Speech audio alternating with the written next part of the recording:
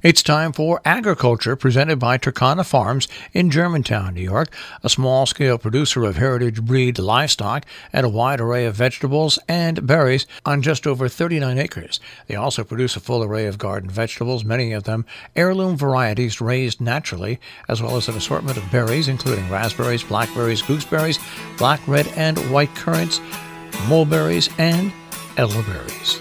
And now, here's Mark Scherzer. Serenity descended on the farm last weekend, partly from the stillness of the air after high winds brought in a cool front, possibly because Saturday's very dry air subdued the cacophonous insect chorus of high summer into just a single high-pitched tone from just one species, the last to complete its mating process, I imagine, the concluding note of summer's symphony. Or perhaps it was just the aftermath of a lively night with good friends, lubricated by what some might view as an excessive 4 bottles of wine that kicked the weekend off. Eric had decided to mark the change in season by making a bouilli, a traditional Québecois pot-au-feu of beef and salt pork, slow-cooked with savory spices for 4 hours, with the end-of-summer vegetables, rutabaga, green and yellow string beans, cabbages, and potato added about halfway through the process.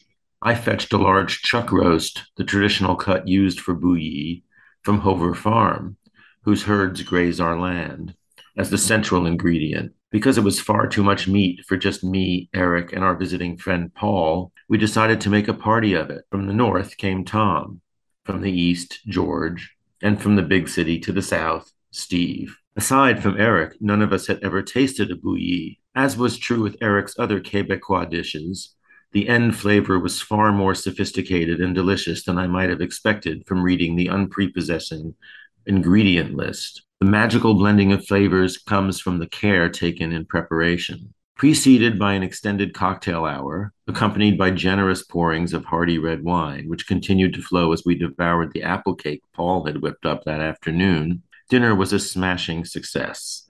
One to be remembered not just for the beautifully prepared food, but also for the unquestionable sense of well-being and boisterous camaraderie excited by our being together.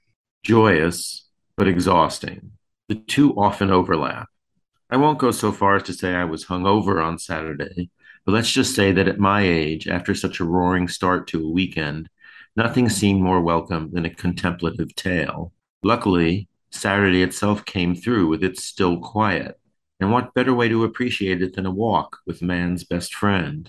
Lily, Eric's aged Carolina dog, proceeds at what can only be described as a slow and deliberate pace, which makes her the ideal guide for a meditative, restorative stroll, and Tom and I decided to accompany her.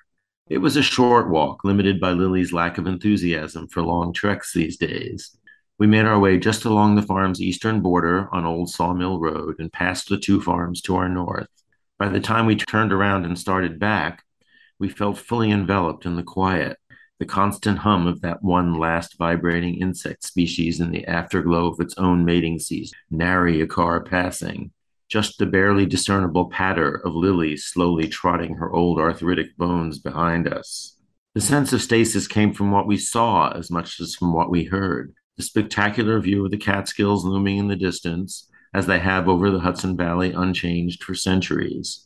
The well-kept farmhouses we passed that should have been full of life, but are now only sporadically used, lamentably deprived of their active farmers by illness and death in recent years. The pastures, though green from our recent rains, also static in their way, no longer burgeoning with the rapid growth of spring and summer. It all might have seemed melancholic, but such quietude this time of year evokes for me happy memories of how, in my childhood, the world seemed to enter a state of suspension as the Jewish high holidays approached. For us, all normal activity was suspended.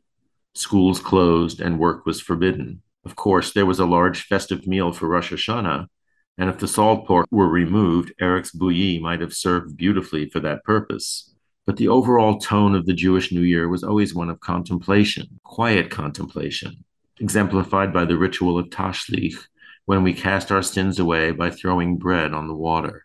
How appropriate to have been enveloped in this atmosphere on the eve of Rosh Hashanah.